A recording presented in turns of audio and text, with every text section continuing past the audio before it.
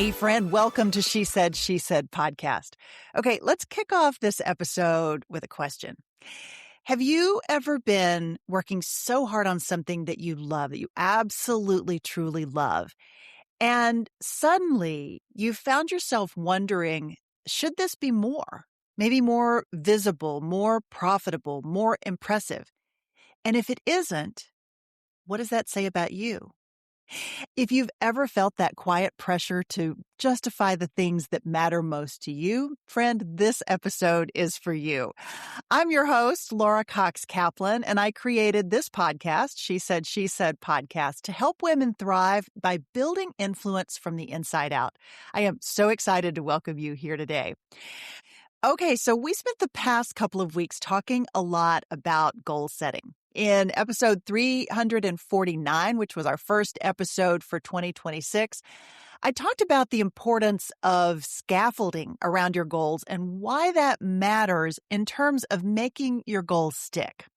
And then in last week's episode 350, I talked about the importance of understanding how our identity and our goals interrelate to each other. I hope you'll go back if you missed either of those episodes and check those out. There's some great reflection questions that are built in as well. Really a lot of great food for thought. Now, this week, we're going to build on all of that, but I'm going to go in a slightly different direction and talk a bit about goals, especially during major transitions. Now, I'm not sure if you've seen this, but there is a trend on social media right now, especially Instagram. It may also be on TikTok, but I really wouldn't know because I've never set foot on TikTok for so many reasons. Anyway, the trend is asking, is 2026 the new 2016? And as best I can tell, and some Gen Zer, to the extent any are actually listening to this podcast, will surely correct me, but it's about looking back to an easier time before AI came on the scene, before tremendous growth in podcasts like this one, and just so many changes in the world. Now, I'm really choosy about which trends to hop onto, as most really don't make sense for me or for my audience, in my opinion. Nor can I be particularly credible when I do jump on those trends that don't make sense for any of us. So, but this trend caught my attention because 2016 was a big year of big changes for me. It was the year that I decided and ultimately left my corporate job, the job that I hadn't contemplated outgrowing. But after almost 12 years, it was time. It was an incredibly exciting, but also kind of terrifying time for me. So I went back this morning, back through my camera roll for the year 2016 and looked at all the celebrations and the parties and the dizzying array of jewel-tone sheath dresses. I am happy to say I finally purged most of those from my closet a couple of years ago. I looked back on the endless speaking gigs that I took on, especially as I was leaving, because I was so worried about who I would be and who I would become without that corporate logo behind me. I wish I could say that wasn't true, but it was. And I found so many photos of speeches and panels and events and networking that I doubled down into as I was figuring out what this next phase would mean for me, both personally and professionally. But I also saw all of the photos that illustrated so clearly why I wanted both more autonomy and more creative liberty over my schedule and my time, and especially my mental energy. I saw photos of my kids who then were 8 and 6. It was the year that we actually bought our beach house and all the memories that started that year. And it was the year that we got our puppy Lucy, and the year that Joel and I both turned 47, and just so many memories. But all of it also made me think about a question that I got a couple of days ago. And it's a question that I've gotten many, many times, more times than I can count, in fact, since I started this podcast and media platform. And it's some version of, so what are you hoping to accomplish with this podcast? Where do you hope to take it? What's the end game? And sometimes, if I'm being really honest, the question lands with me more like, why are you working so hard on this? Or my interpretation, why are you wasting your time working this hard and not making the kind of money that you once did? Again, that's how the voice inside my head often internalizes this question. Of course, I have no idea what the person asking really wants to know and why, and to even spend much time contemplating the question is a completely ridiculous waste of time. I realize that. But, friend, if I'm being really honest with you here, every time I get the question, I feel this little pause inside myself. This is not a bad question. It is an entirely fair question. But I have often found myself kind of unnerved by it. Like maybe there's an assumption underneath it that I'm supposed to have a very specific destination in mind for the work to be valid. And often I think to myself, is the person asking because they don't think it's worthwhile? Are they asking because they want to do something similar and they're trying to understand how I make this work? Are they projecting a belief that if you're putting effort into something, it has to ladder up to a big measurable outcome? I have felt that way for most of my life. Or is it something else entirely, just making conversation and showing interest and just being curious? Now, I want to stay here for just a second because I recognize, as I'm sure you do too, that my interpretation of these questions says a lot more about me than it does the person asking. But I do think this is something that's worth kind of wrestling to the ground, and that's what I want to do today. All of this ties into goal setting and why I think why goal setting can sometimes be uncomfortable for some. I think a lot of us are wrestling with the difference between two big things. Setting major stretch goals, the kind that demand structure and sacrifice and discipline, and allowing work that we genuinely enjoy to simply be without turning it into a performance or a proving ground or a constant optimization project. Because here's the tension. Most of us are trained, explicitly or implicitly, to justify effort in terms of outcome. Now, for most people, I would argue that is essential as you start your adult life and your career. I grew up with a deep and fundamental understanding that hard work is respectable. You bring value to yourself through work, and you bring value to your family and to the world. You are responsible for yourself. And when that work leads to a promotion, a title, a number, a milestone, a measurable win, that's amazing. Now, if you've been following along here for any amount of time, you already know how strongly I feel about goals. We've spent the better part of this month talking about them. I love them. And I've often talked about how January is actually my favorite month for that reason. I have always been driven by goals, and I get a lot of comfort, frankly, from the structure and the scaffolding that they provide. But for most of my life, my goals were focused on milestones, things that I could more easily measure and track and point to much more clearly than the goals that I tend to set for myself now. But I noticed when I looked back this morning, many of my milestone goals that I set earlier in my life often had a tendency to get tangled up with my identity. And while that served me well in the short term, really well in the short term, and was certainly serving me well leading up to 2016, it wasn't as effective and fulfilling in the long term. In the short term, sure, it fueled me, it kept me moving. But over time, it started to blur the line between what I was pursuing and who I believed I was. Or maybe said another way, who I was without that label or that title or that brand attached to me. And that is where it gets a little tricky. Because when a milestone starts carrying your identity, it stops being just a target. It becomes kind of like a scoreboard. And then the question isn't, did I hit the goal? it becomes, what does it say about me if I don't hit the goal? Now, this gets back to our episode last week, episode 350, where I talked about identity and goals. And again, friend, if you missed that, be sure to check it out as well. And so I think it's part of why the question, where do you want to take this, can oftentimes feel so loaded. Because sometimes what we're really asking is, what will make this worth it? And underneath that, if we are really honest, asking ourselves, what will make me worth it? And I don't say that to be dramatic. I say it because I think many of us have lived with some version of this. So today I want to explore the difference between stretch goals that actually expand you and help you grow and thrive, and milestones that quietly turn your identity into a performance review, and the importance of learning to be more aware of the difference between those two things.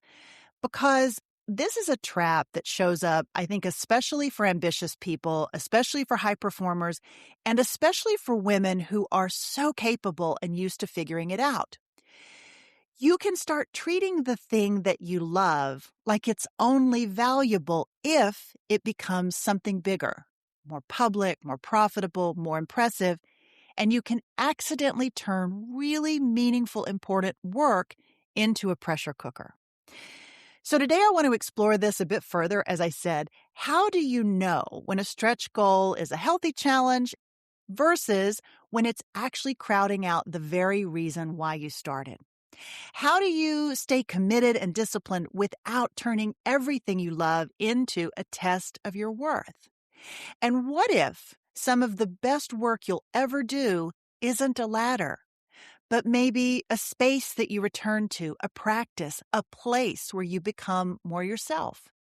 So let me ask you, just to start, where in your life are you trying to force a finish line onto something that might actually be meant to be a practice?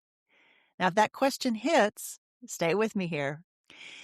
So let's make this real with an example. When I first started this podcast, I didn't sit down and write out a 5-year plan with a spreadsheet and a target number and a whole list of, well, if we hit this, then we'll do that kind of strategy.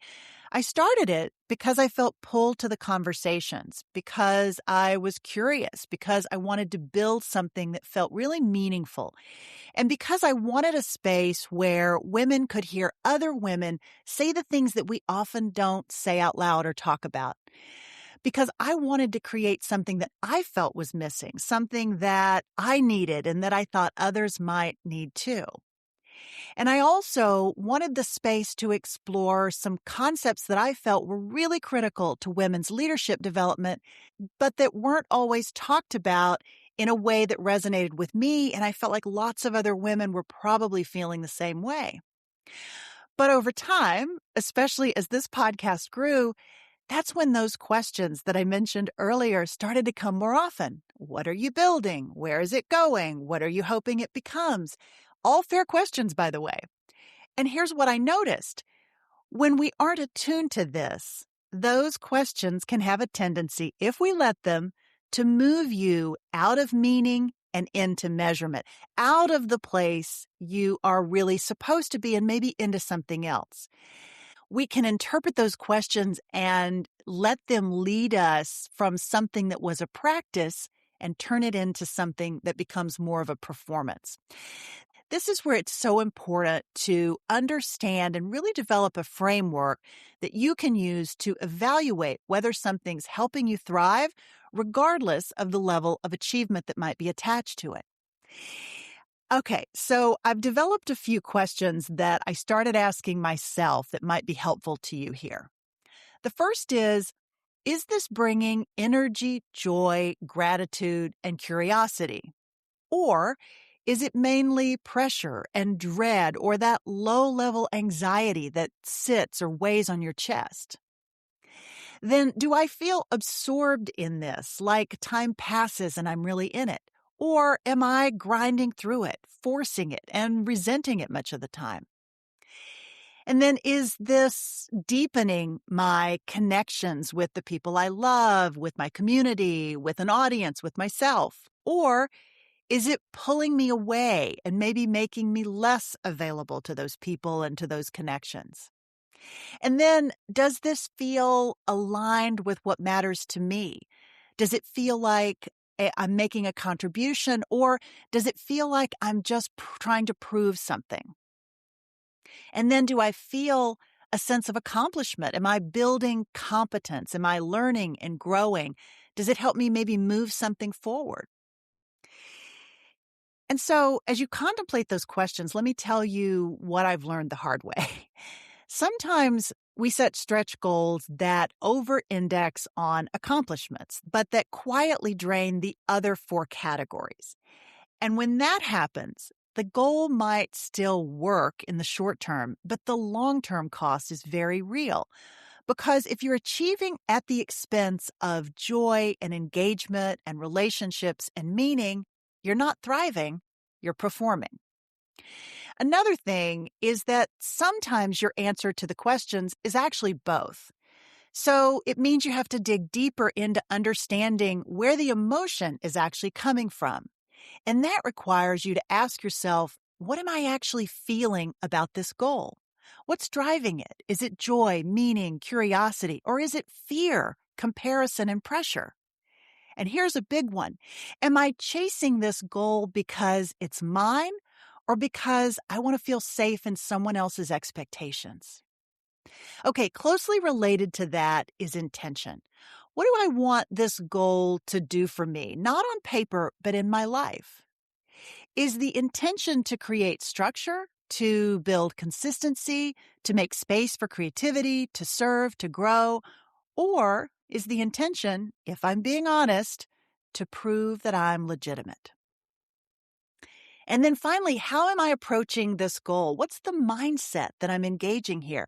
Am I holding this goal as a direction or as a definition? Because when a goal becomes a definition, it stops being a tool and it can become a verdict, as I talked about last week. And that's the moment we start thinking, if I don't hit this goal, what does that say about me? Again, that relates to the conversation from last week where we talked about identity.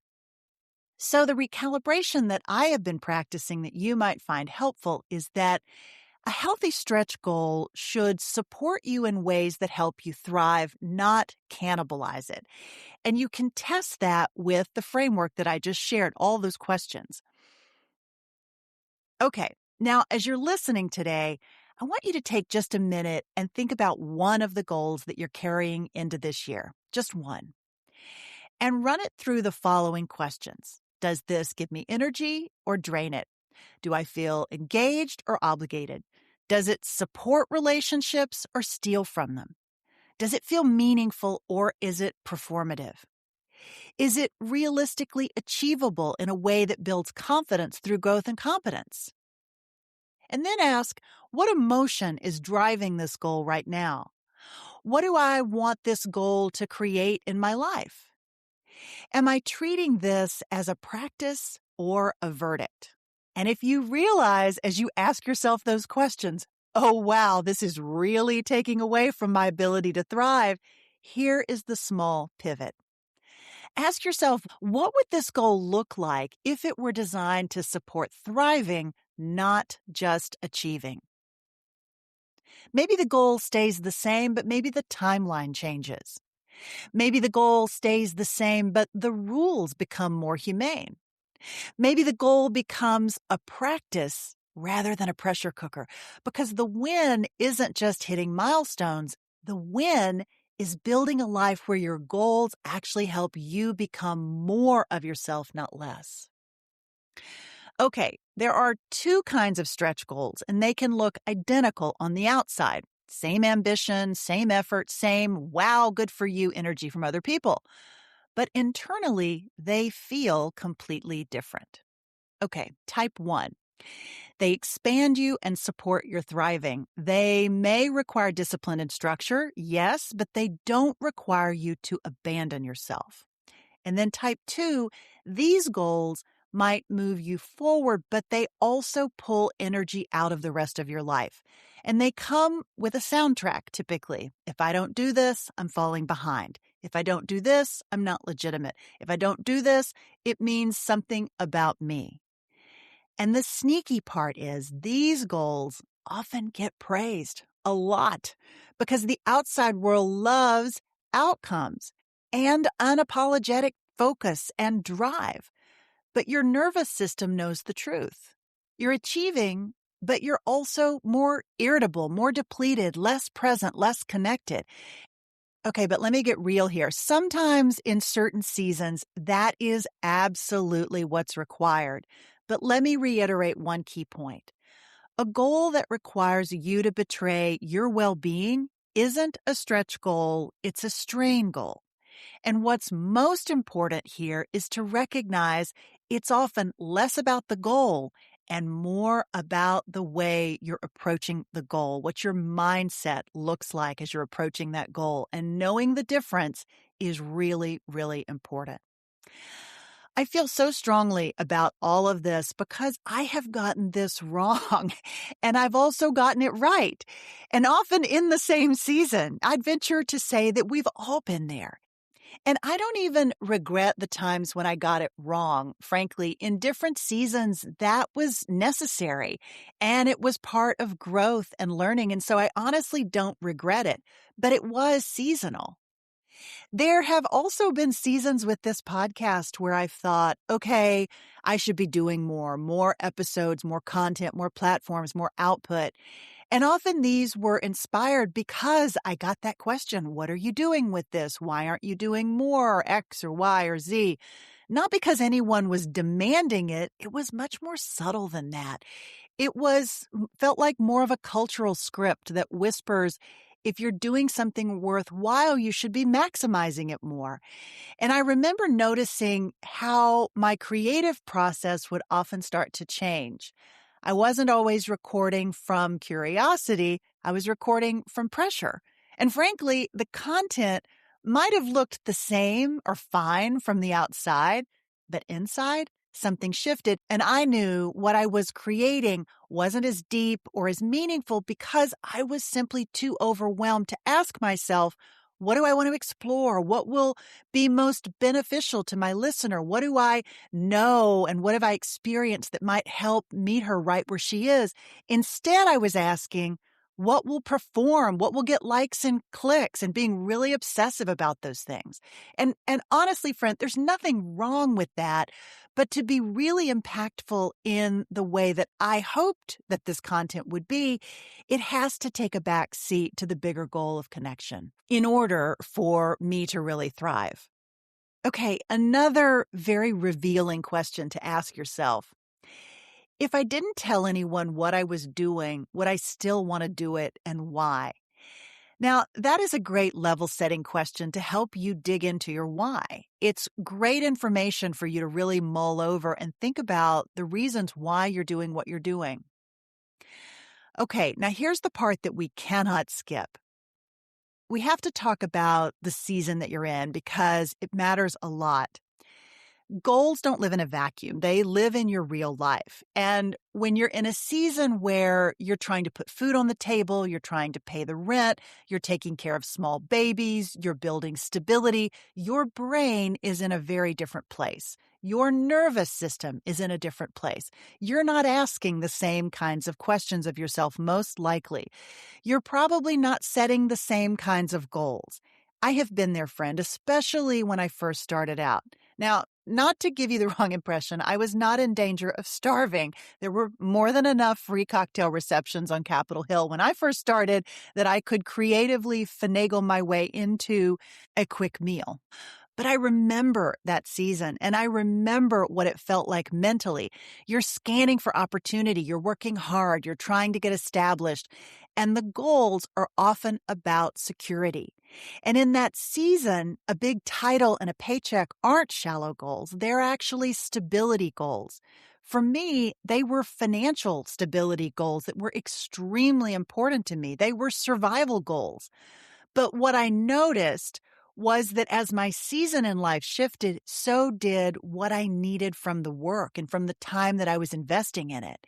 And my awareness of all of this dramatically shifted, as did my season in life, when I found myself needing something beyond just the title and the paycheck and all the things that I had been working so hard for. Because at some point, you may start asking different questions. Not just what can I achieve, but how do I want to live? What do I want my days to feel like? What do I want to protect? What and who are most important to me? What am I building that actually supports my ability to thrive? And what type of legacy am I building? Now, that's probably an even bigger topic for another day, but you get the idea. And this is where people, I think, get really tripped up because they're using goal rules from a past season. If you're trying to pursue goals with the same rules that you used in a different season of life, you will constantly feel like you're failing, even when you're not. You're just in a different season. And so here's what I would urge you to consider. How do your goals fit with the season in life that you're in right now? Are they actually designed for your actual life? Not your ideal week or your fantasy calendar, but your real life. Maybe ask yourself a few of the following questions just to keep yourself honest. Is it harder to say I get to versus I have to? Am I in a state of flow or stressed out and obsessed? Do I feel overstretched, resentful, unavailable, and distracted? Have I forgotten why I started? Your only scoreboard becomes, did I do enough versus feeling really proud of the value I delivered, even if just to yourself and to those closest to you? Did what I achieve help me become a little better version of me? Now, there's no shame in any of this, friend. If you're recognizing a troublesome pattern, that's really important awareness, and it's something that you can work on. And a couple of questions that I try to ask myself is, what does thriving look like while I'm pursuing this? And maybe what's one choice that keeps me in alignment today? That's it. That's the work. Not more pressure, but more clarity and maybe trusting yourself a bit more. So, friend, as I bring this to a close, if you've been feeling a little tense around your goals lately, if you have felt that maybe low hum of pressure, consider this your permission slip to redesign them. Let your goals be tools, not verdicts. Let your work be meaningful without constantly forcing it to justify itself. And friend, if this episode sparked something for you, I would love to hear. I'd also love it if you'd leave a quick review for this episode.